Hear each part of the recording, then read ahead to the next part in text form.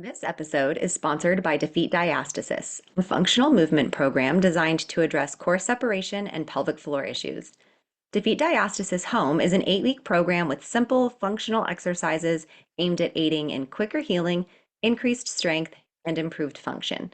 Use code BirthBabyPodcast at defeatdiastasis.com and receive 30% off on their home program. Thanks, Defeat Diastasis, for being our sponsor. The information provided on this podcast is for general information purposes only and is not intended as a substitute for professional medical advice, diagnosis, or treatment. Always seek the advice of your qualified health provider with any questions you may have. Never disregard professional medical advice or delay in seeking it because of something you have heard on this podcast. Reliance on any information provided here is solely at your own risk.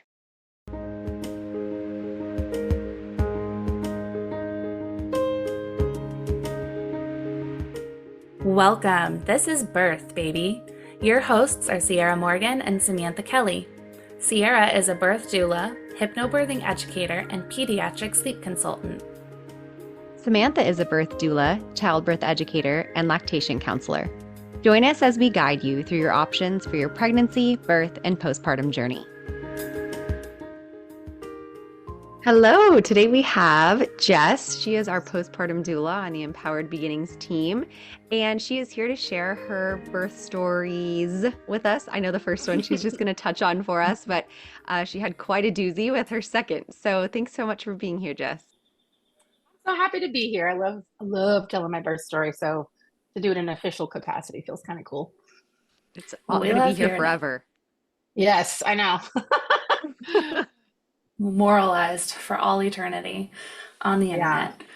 Awesome. Well, to start us off, tell us about, why don't you start off by telling us a little bit about your first pregnancy, since I know we're going to focus on the second one.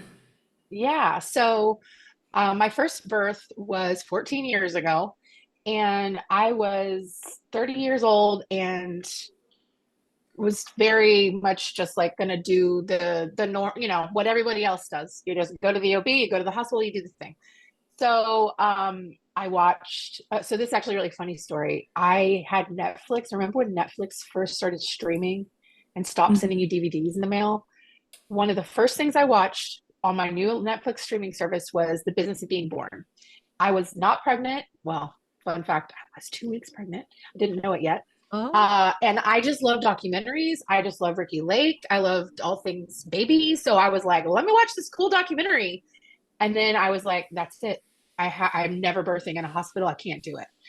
And I was like, wow, this is, crazy. I got to tell everybody, And so I was like, so into that podcast and then, or not podcast, the documentary. So I went to my partner at the time and I was like, look, if we ever have a baby, it's going to be at home. And he was just like, are you crazy?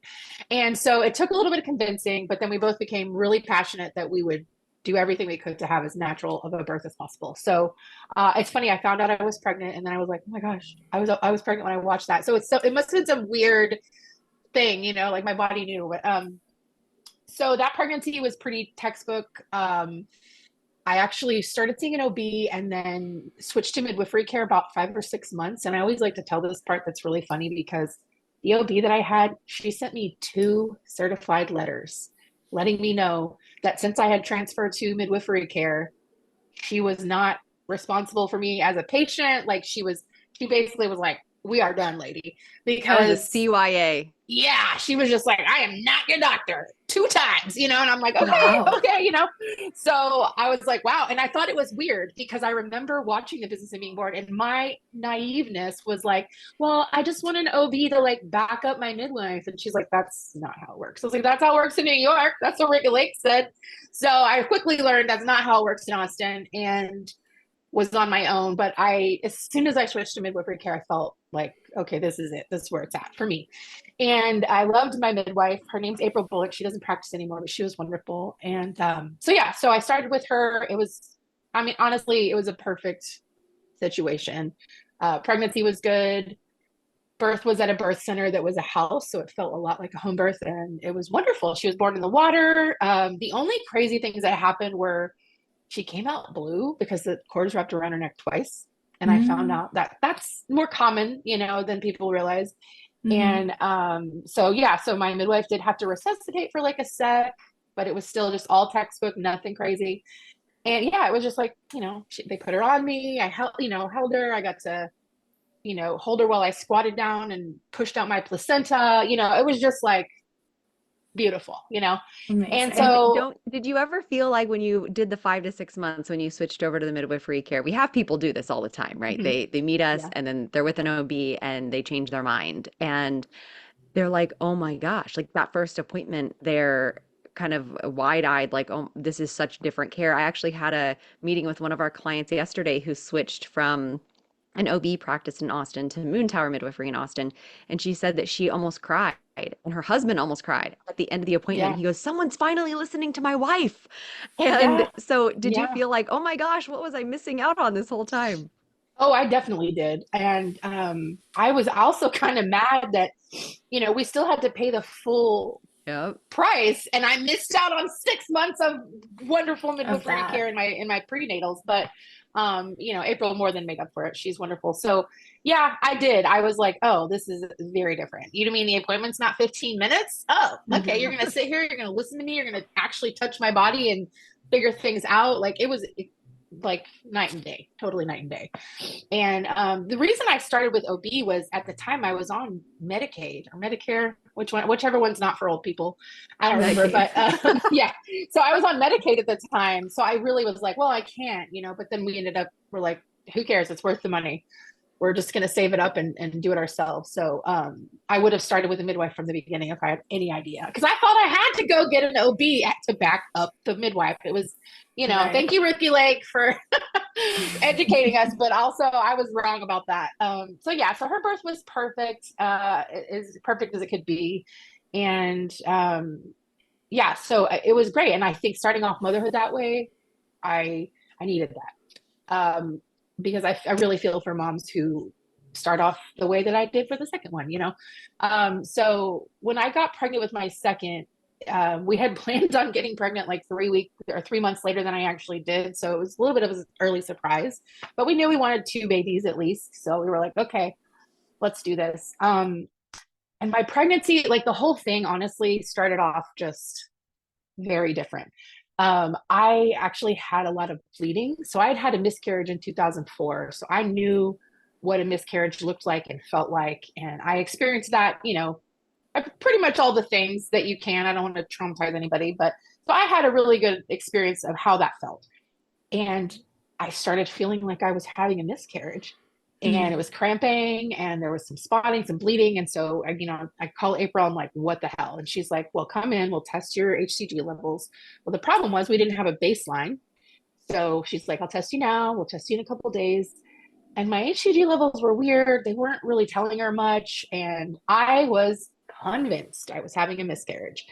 And because I was just like, well, that's what this feels like. That's it. And, and it was horrible because my first miscarriage, it was really horrible and sad, but also in a way I was like, I think I was a little too young for that. I was only 25 and I really wasn't ready yet. So that felt like maybe that's how it was supposed to go. But with this, I was just like, this can't happen. Like for whatever reason, I knew like I needed this child. So luckily it was just a subchorionic hemorrhage. And I got to learn all about that.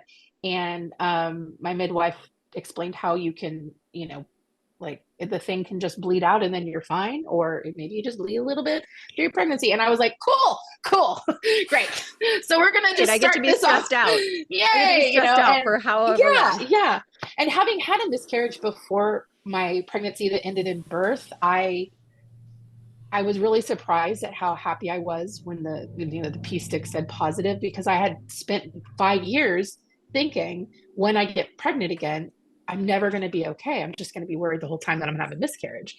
Mm. And I really wasn't. Like I was just chill that whole time. So I was grateful for that. But now I'm like, man, I was hoping to have another really easy pregnancy. So yeah. So that was really a struggle in the beginning, but I was lucky that it stopped. The bleeding stopped. The cramping stopped pretty much in my first trimester. So thank goodness, because that would have sucked. But then other stuff happened. So yeah, so I kept being pregnant. Things were okay. Around like 6, 7 months, things started to get a little hairy with my blood pressure. Mm. And I knew that if I got to a certain point, I would have to switch to an OB and then, all this stuff. So I'm like really, really not wanting that. And we did all the things. I mean, diet, herbals. I tried everything, you name it. I tried it to lower blood pressure naturally because I knew that if I was prescribed meds, that would make me risk out. So Mm-hmm. I was like, okay, I will just, try to force this. It didn't work. My blood pressure just kept going and kept going up. So, yeah, I think I don't remember exactly, but it was probably around 6 months, 7 months when I had to start taking meds for it because they were just like this is getting too high and now you have to. And so I don't know about other midwives and what they do now, but I will tell you that my midwife team was amazing.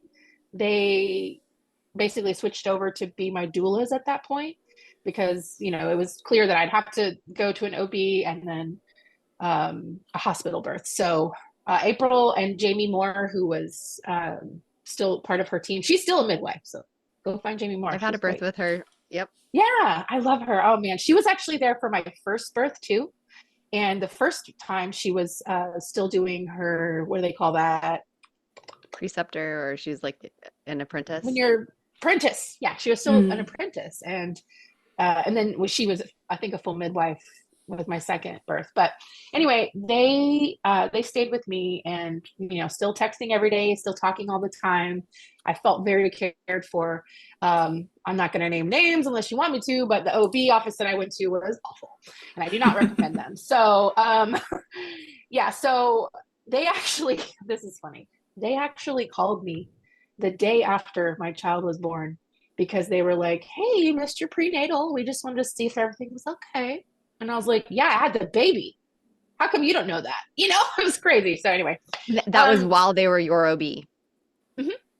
Like And an was OB this from their this? office was Yeah. present when the child came out of my body. And then Oh my God. they called me the And next day and were like, why did you make your Where you prenatal? I'm at? like, yeah, you guys need to talk to each other. Like, I don't know what's going on here. was this the um, same one as you had with your first, or did you like because you started with an OB with your first kid? Did you go no, back? I went with, Okay, no, I a went, different no, one. God, no, she was done with me. I was like, Yeah, okay, lady, like, that's why I asked. yeah, no, no, no. I think I just sort of went with like, because they needed it to be someone who could deal with what was, going on with Right. me and whatever. And I don't even really remember much of a process of like elimination or anything. We just kind of like, this is who we can go This is to, the one. Yeah. And I'll be honest, I don't even think my midwife team loved them a lot, but they were just like, we're going to stay with you. So don't worry. Yeah. But yeah, so where was I, guys? Oh, we are talking about So yeah, her birth, I got her birth, the reason her for this birth, podcast. the birth story. Yeah, so the birth story, so they put me on bed rest. I don't remember. I was on bed rest for 5 weeks. Interesting. And yeah, it was rough because I had a 2-year-old at the time. Yeah. So, and Not the vibe. my partner at the time, he worked. And so I was home with a 2-year-old in the bed. It was a nightmare. But we got Mhm. through it. And so the way that she came into the world, we were really, really, really pulling for that 36-week mark, like you do, And I remember this part so clearly. I'm laying on the bed and it was almost time for me to take my meds. And we were like, I was just like, I feel really weird. I don't understand. What is this feeling? It felt so weird. And I got up to go pee and I just can't even tell you, but it was just one of those, something's not right in my body and I know it. And I laid back down and I said, we need to take my blood pressure. Something's not right. And we took it and it was 220 over 110. Oh And my God. yeah, yeah. And so I was like, oh, okay, that's bad. Yeah. That's twice what it should be. And so we call the crappy OB team, and this doctor told him on the phone, I'll just, how you have those like core memories. And this is just, I remember us both being like, is this bitch for real? Like, like what? She told me to take my meds and see how it goes. What? And I was like, We're not Oh, going to do wow. that.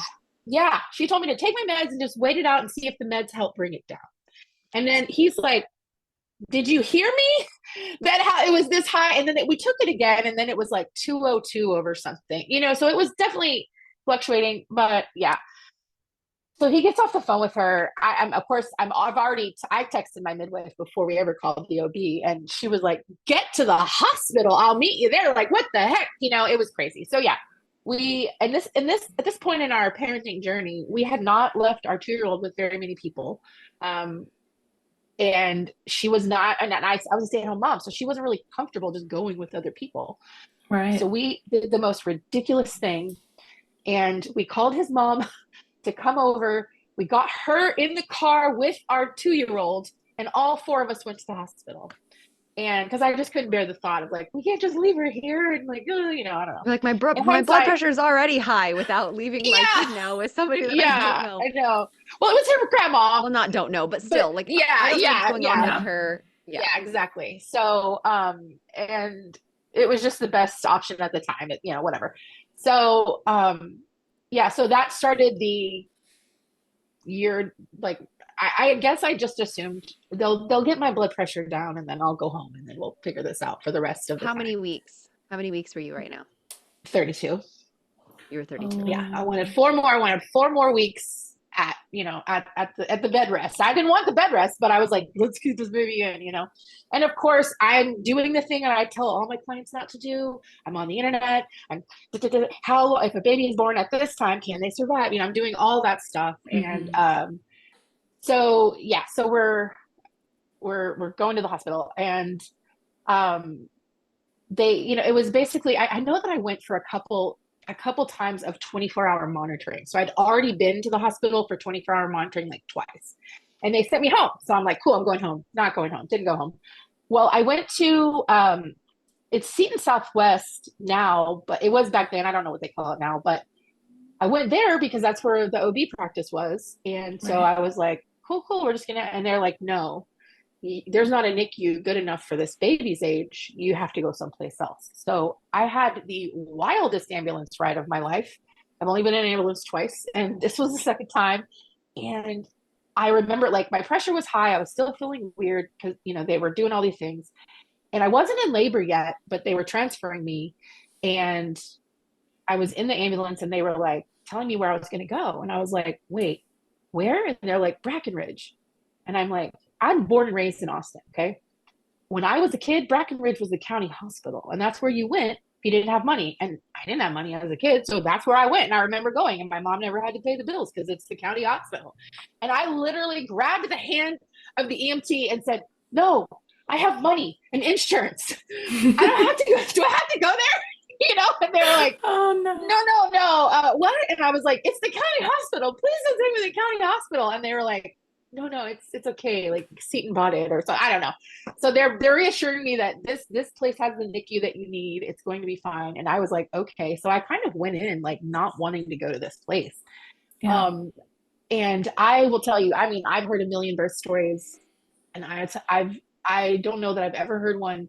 I had a really good experience in the hospital, y'all. Like, I know that's crazy, but I went in ready to like, I'm gonna fight these people. I'm gonna, tell them I don't want all these interventions and do as natural as I can. I was ready for that, and I didn't even have to. There were so many times where I was just like, wow, these people are kind of just being cool about it.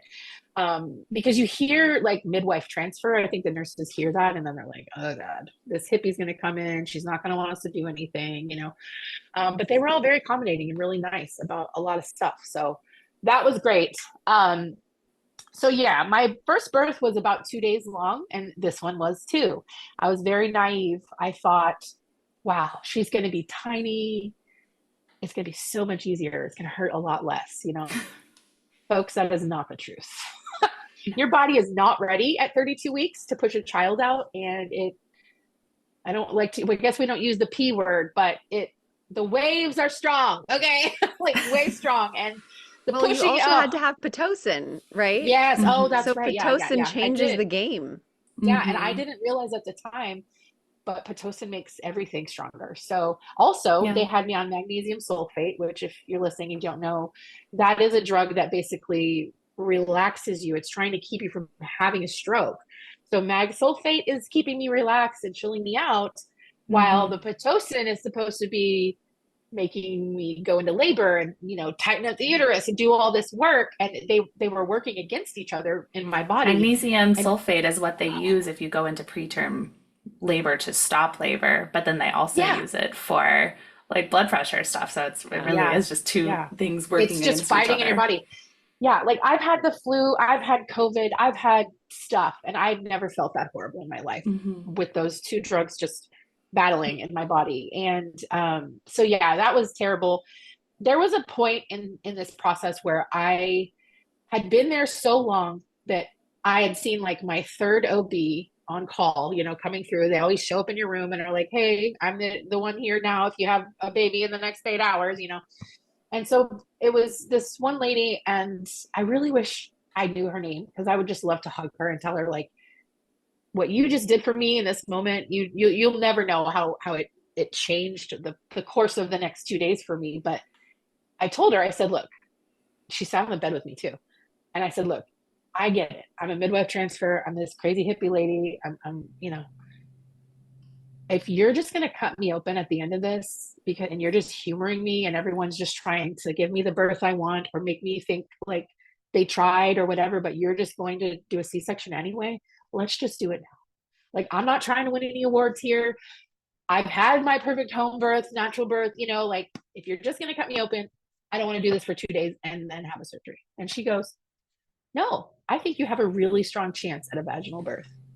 And I was like, oh my God, you know, like, to hear an OB in the hospital say that to you when you're 32 weeks, you've had all these drugs, you know, like, that was just like, it was literally like the sky opened up and a hand came out, you know, it was like, I got Yeah. you. And so I'm like, okay, well, shit, maybe I can do this, you know? So I did. But it was horrible. And it was, you know, the 2 days of the stuff trying to work, you know, it was just, I felt really bad. I couldn't sleep. And, yeah, so when it came time for the actual birth, of course nobody believed me. Of course nobody believed me. They moved us to a different room, and they're like, you know, walking around casually, everybody's getting things together, you know, and I'm like, oh, this is feeling real familiar.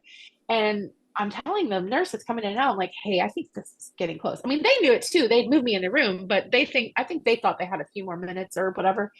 And so I'm just like, okay, well, another wave comes and I'm breathing through it and whatever. And then I start to really, I was like, there's pressure. I know this feeling.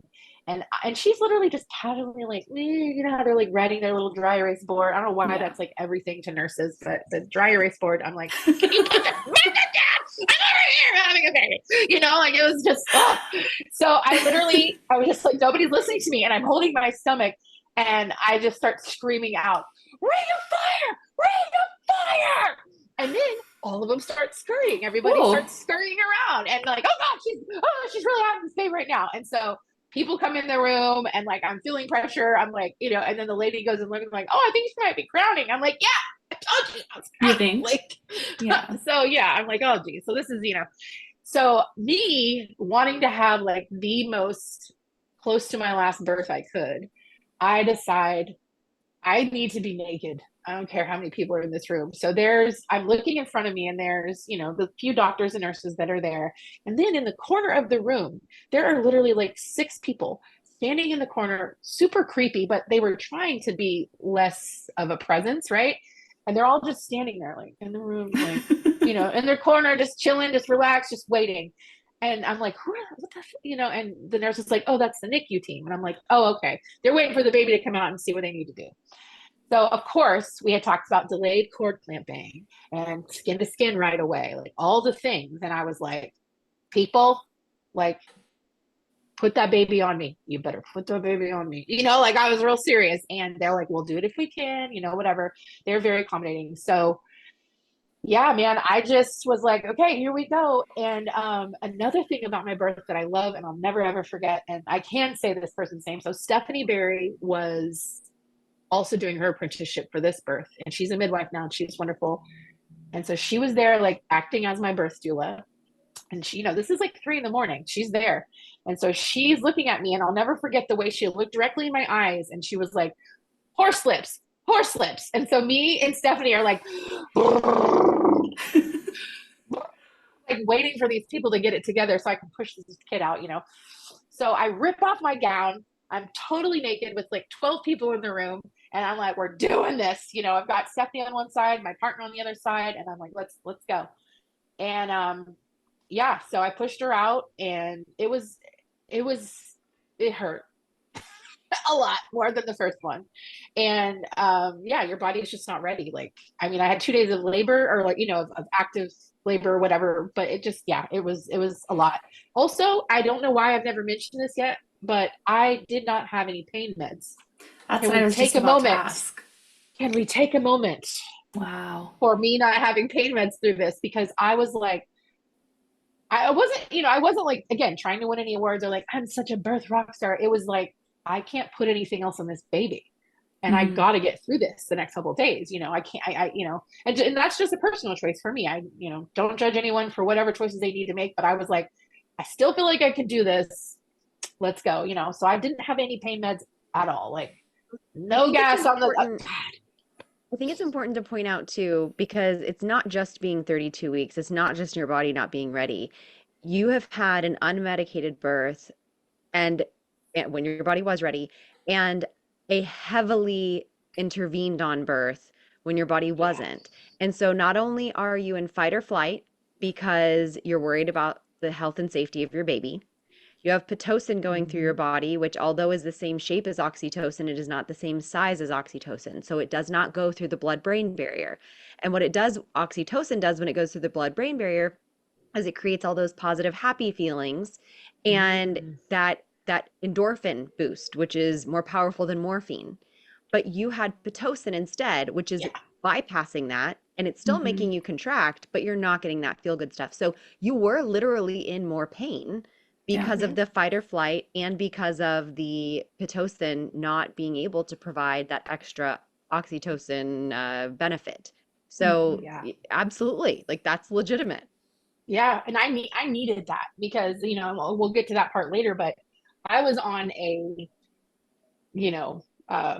I don't know, a straight line for PMADs because the risk factors for me were insane at that point. So I remember feeling depressed during labor and just sitting there being like, I hate this. Like, this is horrible. I hate that this is the way she's coming into the world. I hate it, but what the heck else am I going to do? So it was a lot of that in my mind. Like, I have to do this for her, but I'm just like, God, I'm so tired, and I remember like, pushing her out. And so luckily they did do the cord clamping, guys. It was literally like 20 seconds.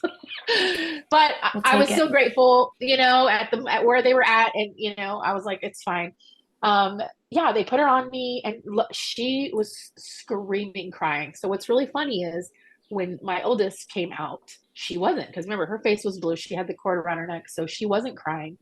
And yeah, so I just remember being like, I really just wanted a sign, like, let me know something when she comes out. Like, so my mom had died a couple years before. And so, I'm not super religious, but I always sort of pray to my mom. And so I was just like, Mom, please just give me something when she comes out. So I know, and the cry, I mean, that was it. And so she's just wailing on me and I'm like, thank you. Because, when they're quiet, then everybody loses their mind, so I held her for a couple seconds, and had our little moments, and then they took her. And this is the part where I'm probably gonna cry, but yeah. So they took her over to the table, and the little bed or whatever they do, and I don't really remember like looking over there. I couldn't see her. Her dad went over there with her, and we had talked about that. I was like, go with the baby, go with the baby. Stephanie stayed with me, so I felt supported and fine, but I couldn't really see what they were doing. But in hindsight, I'm like, God, they probably rubbed her down and did all this horrible stuff that I hate, but what are you gonna do? But yeah, so then I very stupidly thought that as soon as I was done, they were going to take me off everything. because what I really wanted was the feeling of the mag sulfate and the Pitocin to be gone. Like that was what was killing me. And I didn't realize I'd have to be on it for many more hours. Right. And so they took me back to my room. I'm like, whoo, I'm about to get all this stuff taken off. Heck yeah. And they're like, no.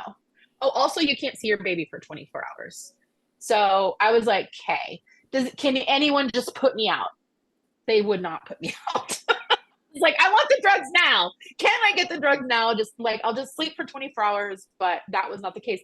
And I remember, you guys, I've never been more tired in my life. I was staring at the clock after I'd pushed her out and everyone's left the room and, whatever. And her dad had gone with her to the NICU, which was what we all wanted.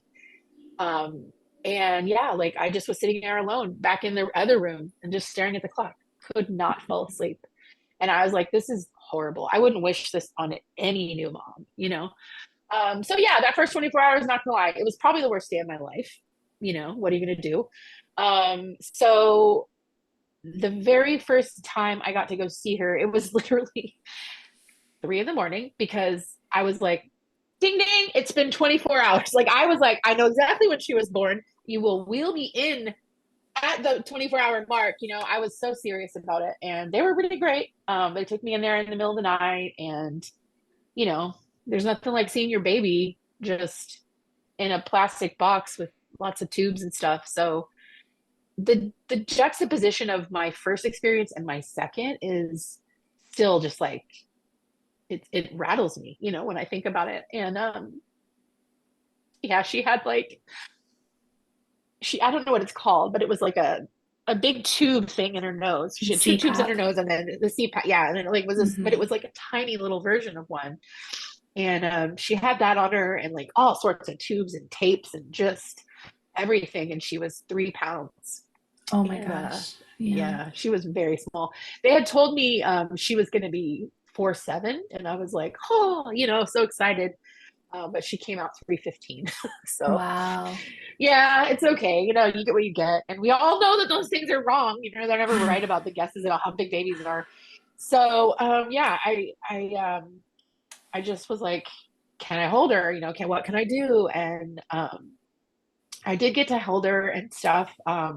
I do feel really lucky that, she was only 8 weeks early, but a lot of people have way, like 24 weeks, things like that, So I felt lucky that she at least got to the 32 mark. But yeah, so we're just there, in the NICU. And now I'm like, okay, so like this, you know what I mean? This is just not something that you read about pregnancy, you read about birth, you read about postpartum, how to care for your baby. You do all these things, but I don't know how many moms are able to prepare for a NICU experience, so we're just sort of, you just tossed in, like, and so yeah, I just was like, all right, well, we're doing this. And from the moment she was born, I basically spent every waking moment that I could at the hospital with her, because I was like, I'm able to, and I was privileged for that, and I'm grateful, but I don't know, there's nowhere else I need to be,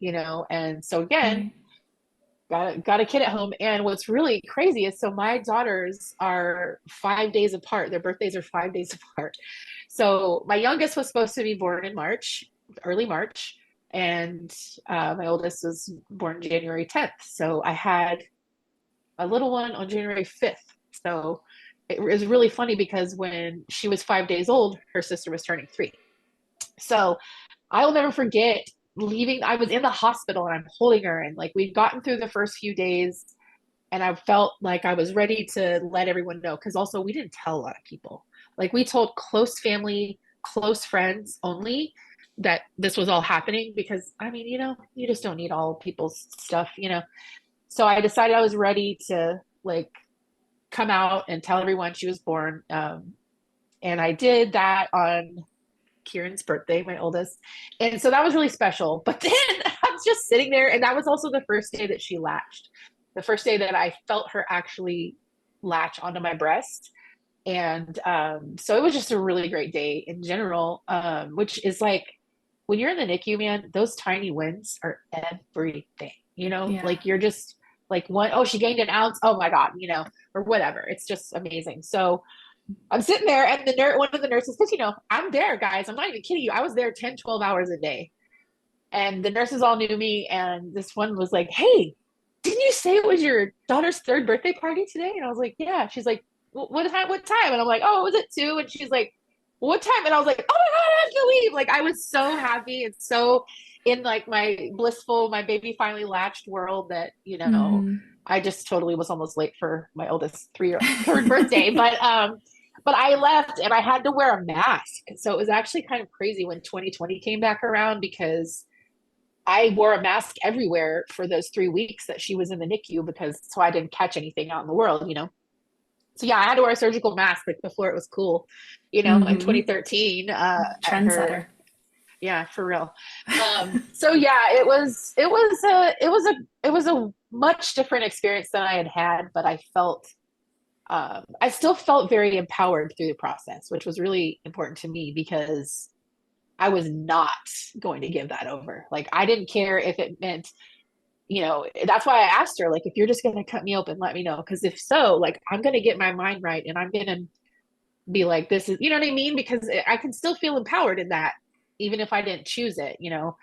And so, yeah, it was really nice to, get through those first 5 days, hit those little milestones. But yeah, so we were there 3 weeks, and I think that's a really short amount of time. Like, I've heard so many stories, and so many people that are there much longer. But I really Yeah. feel like the reason why it was such a short NICU stay is because I was there all the time. I was Hmm. involved. I was there for rounds every day when the neonatologist came by and talking to the nurses. You know what I mean? Like, I was just all up in her care, and I realized while I was there, like, I didn't see a lot of parents doing that. And I don't know if it's just situations or people, can't handle it emotionally or who knows, right? I try not to judge, but at the time I was very judgy. I was just like, who are all these crappy parents not coming to see their babies? Yeah. Um, yeah. So, yeah, I feel like y'all should ask me a question. I've been talking for so long. No, I think I remember that because my son was in the NICU for just a couple of days after he was born. And I remember that when I was there too, when I was finally able to go into the NICU, I was the only parent in there. And he was the biggest Oh, baby by far. And then there were all these like teeny tiny babies, and there was nobody else there. And it was so interesting to me. And the nurses almost seemed like surprised that I was there as often as I was because they yeah. like I don't know. It was Yeah. just it was so It's just interesting. it's like it's almost like a culture of they're used to parents not being there. Like, for Yeah, sure. Well, it's some things hard. to some things to think about there though are one, like how long has their baby been there? What kind of Mhm. recovery is the mom going through or the parent going Mhm. through? How many other Hmm. kids do they have at home? Are they privileged Yep. enough to have paternity leave for the Yeah. fathers or the other parent, other Right. family leave to be able to help take care of those kids while the other parent goes up to the NICU? How far do they live from the hospital? Are they Hmm. having Yeah. to travel 30 miles? Do they have a one car family?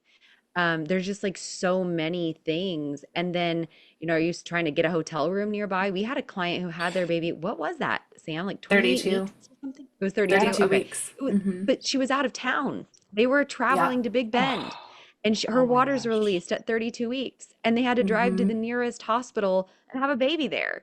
And Yeah. then they were like 8 hours from home, you know? Oh And my so just God. like Hmm. these wild things happen. So It's I mean, I crazy. can't imagine anyone doesn't want to be there, but yeah, it's really hard Yeah. because And not everybody can mentally or physically. and Right. they normally Exactly. tell NICU parents when your babies are born preterm like that you should expect to be there until the baby's due date, which I think a lot of times they're able to come home before then, but they're Hmm. setting the expectation of we're looking at your due date. So that's 8 weeks Yeah. that you could potentially be in Oh the yeah. Yeah. NICU, which would be 2 months of your 2-year-old, 3-year-old at that point's life. Right. Right. And for me, so their dad had paternity leave. We were lucky. He didn't have a whole lot, but what had happened was he used all of his paternity leave while I was schlepping every day to go see her. And Right. I will say, to his credit, he got sick. So he got, because it's January, he got sick, just like a cold, nothing crazy, but he wasn't able to go up there. And so, I mean, Yeah. that's gut wrenching, right? So I basically did it all after like a few days, because they wouldn't let you. There was a couple times where I feel so lucky that I had an amazing support system around me. We kind of naively at first were like, okay, we can't let her be alone in the NICU at all. We're going to have someone with her at every time, someone she loves, a family member or friend. And so for the first 24 hours, we had people on rotation. And it was so sweet because my dad was in there with her. And I would, he's in there and I'm in the room. Like, cause there was times where I couldn't, cause I was still admitted at the hospital for a week after she was born. So they were still trying to get my stuff all right. And like, if my blood pressure was spiking, I wasn't able to leave my room. And so those first few days were pretty hard because, I'm just like, she's just downstairs and I'm just here. Like, it didn't make any sense because of the experience I'd had before. I'm like, I spent my whole postpartum with my baby right here, and this one's just down the hall. But anyway, so my dad is there, and was holding her, and he's my stepdad technically, so he doesn't have a ton of experience with babies, right? But he is so sweet. He was in there just holding her for like a while, and eventually one of the nurses came by and was like, "Sir, we really need to put the baby back in the bed. She needs to, we need to take her temperature or something, and he was just like, okay, like, he's like, I'm just doing what I was told, like, to hold the baby. So it was real sweet, but we had a couple other people go in, and like, they kicked out one of my best friends because she was sniffling and she had allergies. She knew it, but she was in there like Yeah. wiping her nose, and they were like, "You have to leave." Nope. And she came to Yeah. my room, hospital room, crying. She's like, "I'm so sorry. I couldn't do more for you." And I was like, "Dude, it's fine. Like, you got kicked out because you have the sniffles." But they were real serious about all of that stuff, Yeah. which is good. Another thing about the visitors piece is, um, I don't know what it was back then, but I think right now there's only 3 people that can be on rotation of visitors, and you can't trade them out. So Hmm. one of Right? our friends who's a doula had a client whose baby was in the NICU and asked the doula, "Do you want to be one of the people on rotation?" And I mean, that's very sweet, but like, hi, we're doulas. We might not even be We able don't to have come time. visit. Yeah. And like, what if we're out of birth or whatever? Like, I can't commit to that. But she was like, I don't want you to put me as one of your 3 people because I'm not going to be able to go very often. Like, you need to pick Yeah. people who are going to be able to go up there. But sometimes it's Mhm. hard to find even 3 friends that are willing to go help. Yeah. Hmm. Yeah. Or have the availability, or, whatever. Yeah. Yeah. I mean, I was lucky that people were able to come visit, and like, my grandma came to the hospital and like massaged my feet. Well, Mm. because she just felt bad for me. Like, what am I, how can I help? I was very lucky to have a very strong support system through that because it was just crazy. One of the other things I definitely wanted to talk about that happened. So we were super lucky in that she stayed a short time and we didn't have to do a ton of major things to her medically. But one thing she did have to have was they put monkey surfactant into her lungs because like, her oxygen levels were not right, and they would, I don't know if I guess they were going too low. But one of the things that was really, really hard, and this may be a revealing thing if my ex ever listens to this podcast, but um we were talking about this, like, how do we handle this, what do we do, because we didn't want to do a lot of stuff to her if we didn't need to, but we were on the fence of what, and the doctors are like, you need to do this, and I was like, I think it needs to be done. So we made the call, and he was like very adamant, like, stay with her, be with her, whatever. And I was just like, okay. But I stood there in front of her and I was like, look, man, this baby has IVs in her head, okay? Because they run out of places to put the IVs, or their Yeah. teeny tiny arms and legs are too delicate and they just can't anymore. So they'll put it in the soft spots in their head. Hmm. And so I just was like talking to the nurse. I'm like, I don't know if I can do this. Like, how do I do this? And she like grabbed my hands and looked me in the eye and was like, most people don't stay for these kind of procedures. Like, you don't want to see your baby this way. She's going to be Yeah. fine, but and I was like, yeah, and I was really battling with the guilt because, my partner was like, stay with her. And that's coming from his loving place of wanting to protect his child and, whatever. And I get that. But in the moment I had to make a call for my own mental health. And I decided I wasn't going to stay for that procedure. And Mhm. they were kind of like, we weren't going to let you anyway, lady, you know, like, I don't, you know, cause what if it's just, yeah, you don't really get to see that kind of stuff. Cause they did have to like go down her throat and do a whole thing. So It can anyway, be so so yeah, triggering for a parent to see those sorts of things, and it does feel like, yeah, we need to stay and protect our child. But yeah, also, if your child has a surgery, you're not in there with them because that's not something, right. one, that's not helpful to the medical staff for them to just be like watched the whole time. But then, Yeah, two, for us and our mental health, it's not beneficial to us. Like, we aren't helping by being there. Our child does not know that we are there. They have yeah, this medical team that's there taking care of them who is really good at what they do. And us right. being there staring, and taking all of that in for ourselves is going to impact us more than it's going to impact our child, you know? Yeah. Oh yeah. And that's why I was like, I'm not doing this. I went Yeah. down to the cafeteria. I bought like a big old piece of cake and just went to my room Yeah. and stuffed my face and watched Keeping Up with the Kardashians. Like that was the only thing I could get on the crappy TVs, and they were doing a marathon. So I was like, this is the most horrible show I could ever watch to take my mind off of it. Yes, you know, like, Trash and TV honestly, heals all. yeah, yeah, and that's what I did a lot of the time when I was still in the hospital. When they wouldn't let me out of my room, is I would just get on the TV and disassociate because I was like, I cannot think about how horribly depressing this all is, you know? Yeah. Yeah. And once I let, like, they discharged me, and so then I had to like actually leave without a baby, and that was like horrible. um there's like a glass window bridge at the hospital. Well, not anymore, they tore it down like everything else in Austin, but anyways, there used to be.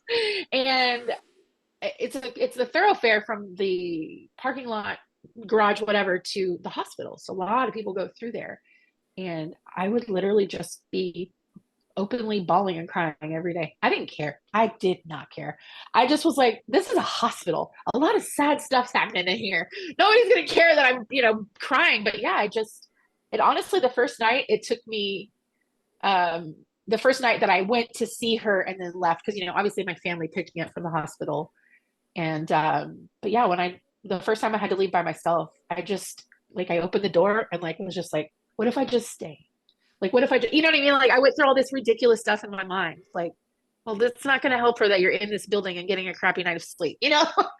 But yeah, Right. those were some of the hardest times, was just like leaving, like, okay, I'm going to just go sleep and then come back tomorrow. What? Yeah. Like, it's a lot. It's a lot. What was it Um, like when you finally got told it was time for her to come home and like being able to integrate her into your house? Yeah. So I fully credit myself, and I don't care, guys. I'm gonna toot my own horn. You know it. Um, Pat yourself on the back. I know, like, some of the medical staff even told me, this is happening because of you. Like, you have been here, you have done the things, and I also felt really, really blessed in that my body was like, hey, girl, hey, we got you. I got my milk in day 2, you guys. 32 Whoa. weeks, and it was flowing. I am talking like I had enough milk for all those NICU babies, and some of them got some, but maybe I shouldn't talk about that on the podcast. But yeah, like, I was like, how is this possible? My body, so I was painstakingly separating foremilk and high milk, and only giving high milk for her. If anyone needs to know, high milk's fattier for babies. That's the milk that's in the back. And I just was doing all the things I could think of to just get her weight where they wanted it to be and all the stuff. So yeah, so they do a thing called rooming in for a couple days to make sure the baby's good. So basically, it's baby's unattached from everything, but you're still in the hospital, but you're just in a regular room taking care of your baby to make sure everything's cool. So we had done that a couple days, and that was pretty good. Went really well. Nothing happened. Um, and so yeah, it was time to come home, and I was not prepared because my kid's dad had used all this paternity leave. So literally, I'm coming home from the hospital with a fresh 3-year-old who's now got a baby sister. So y'all know what she was doing.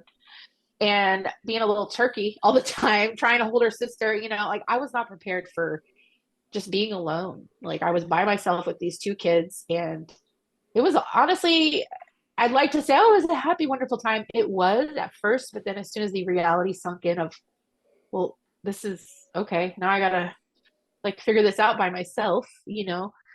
And yes, you can have friends and family members who are like, oh, this, I did this with my second. And, they give you all the tips and tricks, but nobody knows what it's like to come off of a NICU experience and, like all of these things that I was dealing with. So, as soon as I got home, very quickly, I started to realize like things are not okay. Like I'm not okay. This is not how it's supposed to be. Cause I definitely struggled with postpartum depression with my oldest, but it felt very brief. The period, I was also in therapy at that time because while I was pregnant with my first child, I sort of became aware that my mom was going to die, which is sad. But, I thought, well, hey, I better go ahead and go to therapy and figure this out. Like I wanted to be going before it happened and knowing too that it was going to happen while I'm on this motherhood journey. So she passed when my oldest was 7 months old, but I stayed in therapy throughout that, right? So I was in therapy when I was experiencing all that stuff the first time. So it was very like I caught it early. I never took any meds or anything, but it was just easily managed with the first one, right?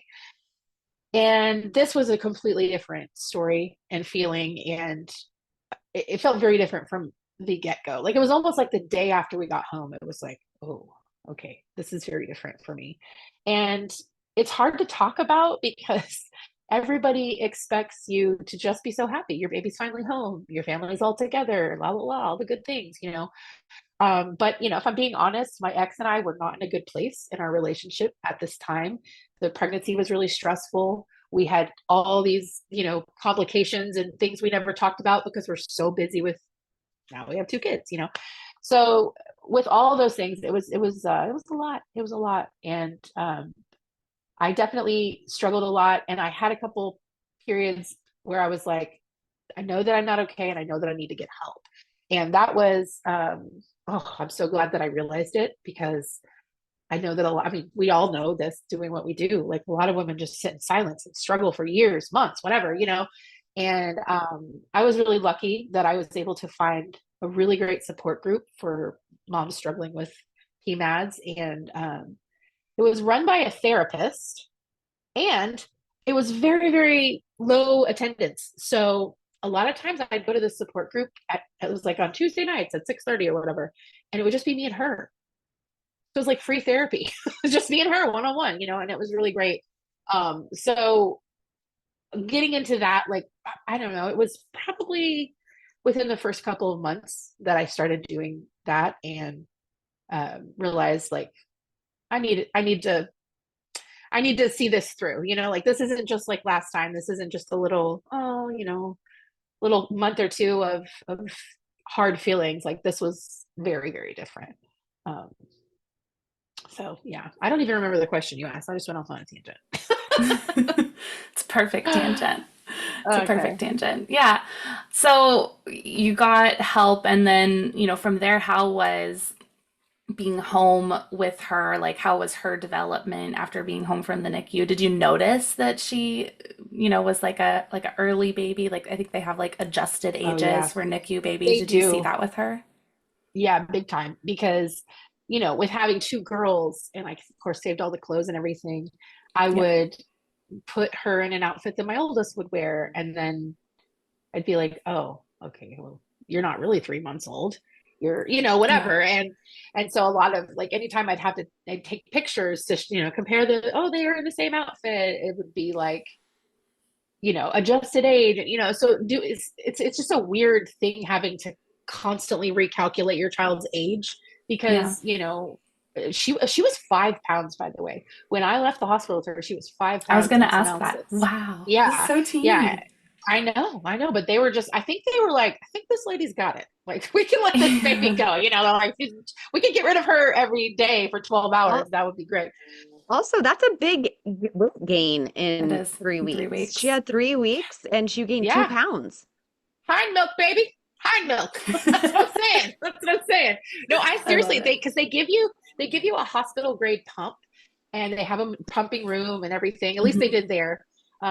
So yeah, like I would go into the pumping room and hook up all my stuff to their like fancy, because the hospital grade ones, I think nowadays, listen to me, the pumps are they are almost as strong as the hospital ones were then 11 years ago. Mhm. But yeah, so I'd go in there with my thing and I would just like pump for a couple minutes, take it off. But you know what I mean? Like I was so serious about getting this baby fattened up. And yeah, it works. It totally works. The other thing is they so like I have, it's hard because when you're natural minded mom and you have a natural birth and you really have all these goals, I also didn't fight them on a lot of the things they wanted to do to fatten her up, which I think some people do.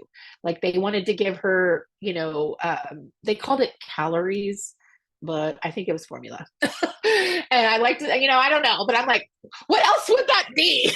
It's probably formula, but they would add calories or some sludge stuff to her thing. And I just was like, let the process happen. Don't necessarily push back on every little thing, right? And so yeah, I think that's why she was gained that much weight. And but so yeah, but to answer your question, Sam, like, so I'm out in the world with this real tiny baby, like, and I'm wearing her, and people are not even noticing there's a baby on me, or and Yeah. so it was really strange. And in the community that I was in at the time, like I had a lot of friends that had little kids, and we would always get together, and like more distant people would be like, oh, you're not pregnant anymore. And I'm like, yeah, here she is, tiny on my chest. So it was certainly weird to like be out with this teeny tiny baby, and like, she's still supposed to be inside me. Because that's the other Right. thing. I think it was like, we were only in for 3 weeks. So when we came out, You should have yeah, it still was been just, pregnant. yeah, Yeah. yeah, 100%. Like it's so crazy. And um, yeah, there was a neonatologist that would come in my room every day, and we chose not to vaccinate our kids when they were babies like that, because just I was like, no, like maybe later we'll reevaluate, but I'm not putting anything in her right now. He came in Mhm. my room every day and was just like, are you sure? Da, da, da, And the same thing with the bath, you guys. This man could not wrap his mind around the fact that I didn't want to bathe my baby. It said at the top of her chart, no bath, underlined in big letters. And he Mhm. would ask me about it. And I told him twice, I had to say this to him about the vaccines and about the bath. And I was just like, do you know anything about Vernix? Because this child is supposed to still be in me, and you want me to bathe everything off of her? Like, bro, go educate yourself. Like, I don't Yeah. know, I don't know why I had to tell you this. You're a doctor, You're but like, I didn't even go yeah, to it was. school like you did. Yeah, And I'm I'm like, I saying, didn't even go to college, bro, and I just know this. It was just really wild to me that I remember he came in when we were rooming in. He came in and was just like, because apparently there's some special preemie vaccine that they just give preemies, and I was like, yeah, I'm good. I'm good. I've never even researched that, so no, thank you. And he just was like, are you scared of autism? I was like, no.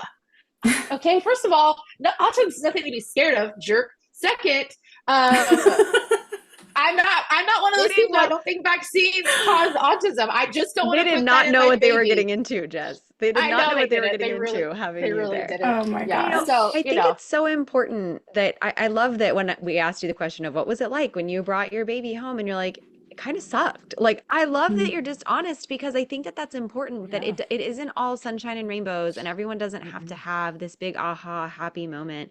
And it's okay to have sad times throughout that process. Mhm. Yeah, yeah.